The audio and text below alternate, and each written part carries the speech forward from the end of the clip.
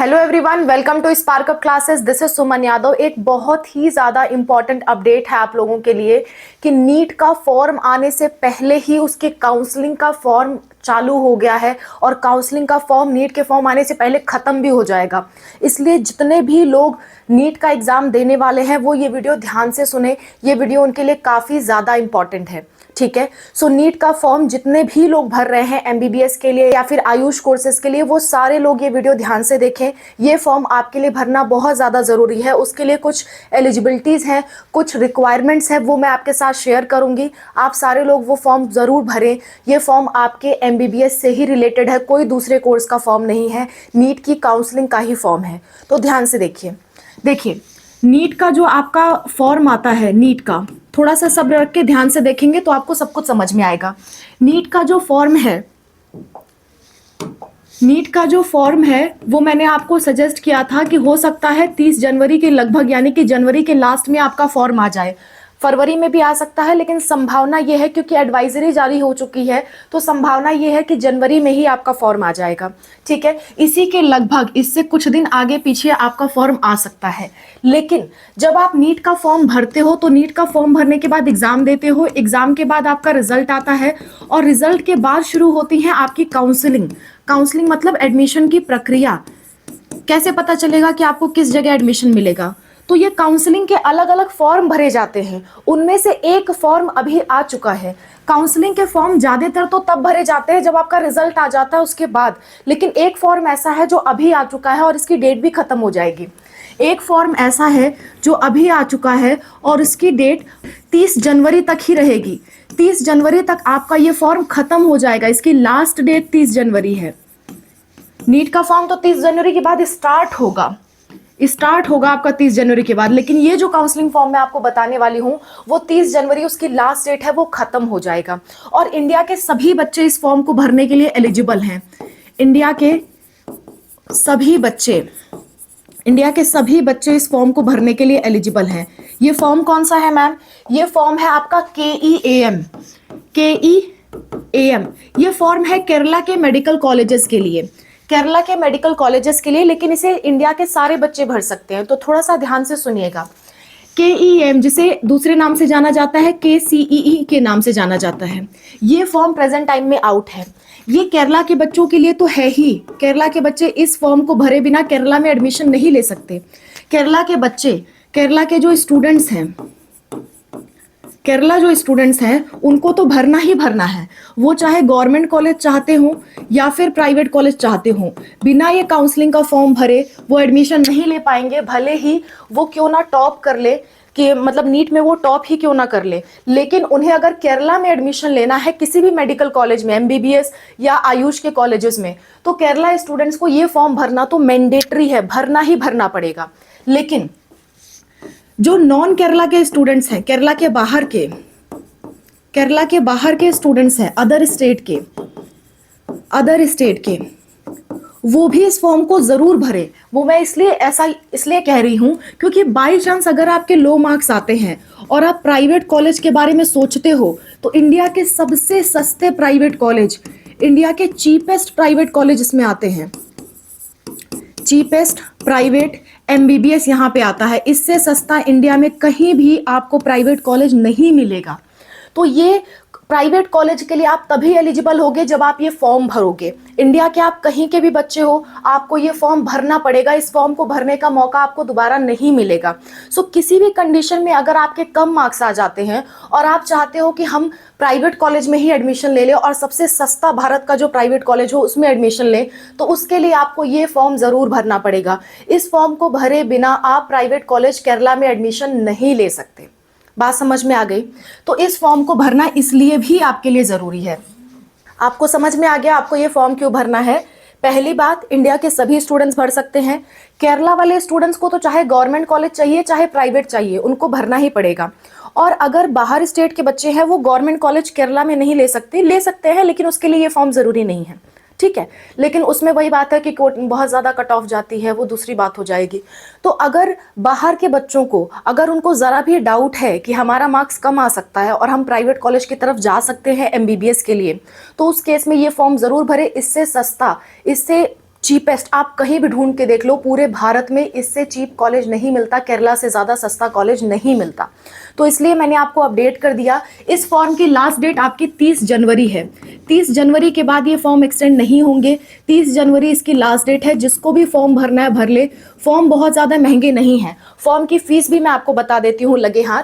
अगर आप general category के हो, आपको कोई अलग से एग्जाम नहीं देना है। आप ये मत सोचना आपको अलग से एग्जाम देना है। ये काउंसलिंग का फॉर्म है, ये सिर्फ आपको भर के छोड़ देना है और समय समय पे इसको अपडेट करते रहना है। अभी बताती हूँ आगे की वीडियो में। देखिए, फॉर्म की फीस की पहले बात कर लेते हैं। अगर आप जनरल हो तो जनरल वालों को 650 रुपए फॉर्म की फीस लग रही है। जनरल वालों को, ओबीसी वालों को और ईडब्ल्यूएस वालों को 650 रुपए लगेगा। अगर आप एससी कैटेगरी से हो तो एससी कैटेगरी वालों का आपका लगेगा 260 रुपए और एसटी कैटेगरी वालों का तो एक भी रुपए नहीं लगेगा, जीरो रुपए आपका लगने वाला है। कैटेगरी वाइज ही यहाँ पे रिलैक्सेशन है। तो ये फॉर्म की फीस रहने वाली है इस फॉर्म को भरने की। बार बार कह रही हूँ, इसके लिए कोई अलग से एग्जाम नहीं होगा, केवल आपको फॉर्म भरना है।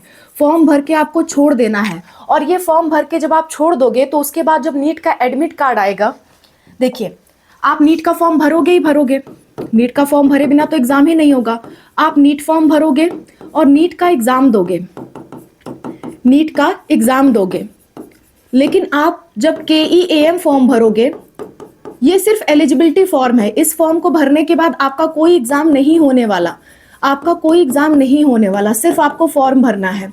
फॉर्म भरने के बाद जब नीट का एग्जाम होगा तो उससे पहले उसके एडमिट कार्ड आएंगे ना, तो एडमिट कार्ड आने पर जब रोल नंबर आ जाएगा, एडमिट कार्ड में ही रोल नंबर लिखा होता है, तो वो रोल नंबर दोबारा से इस फॉर्म में अपडेट करना होता है।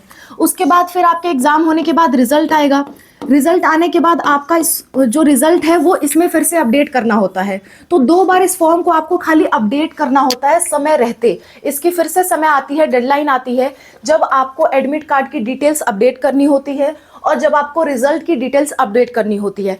उसके बाद ये सबसे पहले अपनी काउंसलिंग स्टार्ट कर देते हैं। फिर काउंसलिंग स्टार्ट करने के बाद अगर आपको कॉलेज मिलना होगा तो मिल जाएगा, नहीं मिलना होगा तो नहीं मिलेगा। लेकिन आपको इसमें कुछ भी एक्स्ट्रा काम नहीं करना है, केवल फॉर्म भर के छोड़ देना है।